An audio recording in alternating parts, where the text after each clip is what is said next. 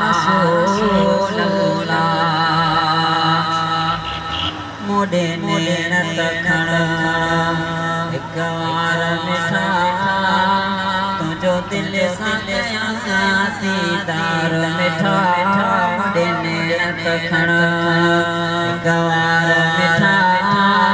तुझो दिल सां कयां दीदार मिठा मोडे नेरत खण जॾहिं दूर थी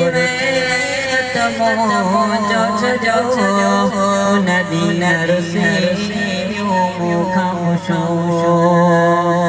जॾहिं दूर दूर मुंहिंजो छजो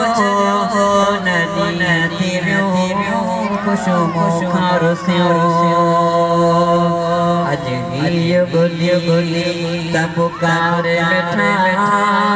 अॼु हीअ ॿुधी त पुकारे मिठा मुॾे नेरत खण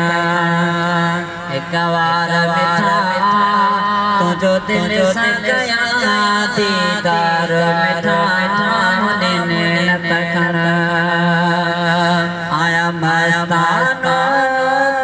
तुंहिंजो दीवानो भले दुनिया सां सम्झे बेगानो माण्हू मूंखे चवनि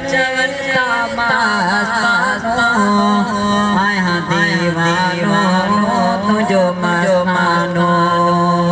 भली मूंखे सम्झनि बेगानो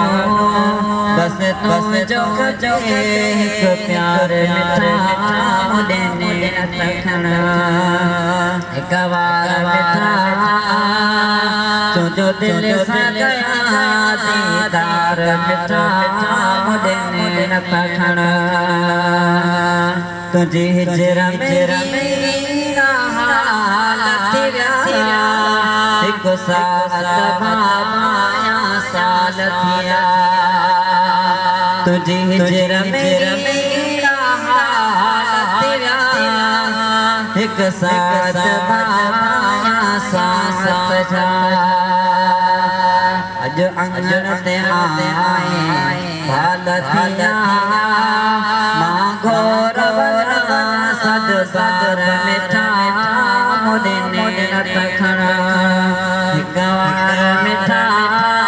तुंहिंजो दिल सां कयां दीदार मिठा मुॾे नेरत खण माशाअल्लाह सुभान अल्लाह सबूरी मेहरबानी करे मैदान में वेंदा हलो असांजो मक़सद इहो आहे अल्लाह जो हबीब असां सां राज़ी रहे घुमण में घड़ियूं बि गुज़री वेंदियूं सो मेहरबानी करे पंज जगह वठंदा हलो बीहण खां बहितर आहे पिंडार में वेझी वेंदासीं इंशाअल्लाह ताला असांजा मुर्शिद मुरब्बी क़िबला दिलबर मदद अल्लाह तशरीफ फरमा थींदा स्टेज ते जलवा फरोज़ थींदा ऐं शेर दिलबर हज़रत मिठल सिंह दामत बरकात हुआ करीब स्टेज जा सिंगार थींदा जमा सबूर के गुज़ारिश जल्दी जेको जलसे गाह में गाता अल्लाह नगर भी बसी पैमाने में चला इंशाअल्लाह ताला सुबह तक नगर जारी रहंदो छो जो मुझे मुस्तफा मदनी जो मिलाद हुजे दिलबर साईं बादशाह जो